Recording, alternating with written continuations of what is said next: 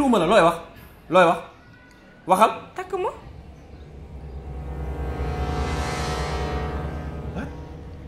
ma ne nga takk ma. donc ki mooy Fallou mooy ki ma la doon wax. xam nga nu ñu def da ngeen di génn yéen ñaar ñi ngeen dem indi guro léegi ma may leen ko soobee yàlla.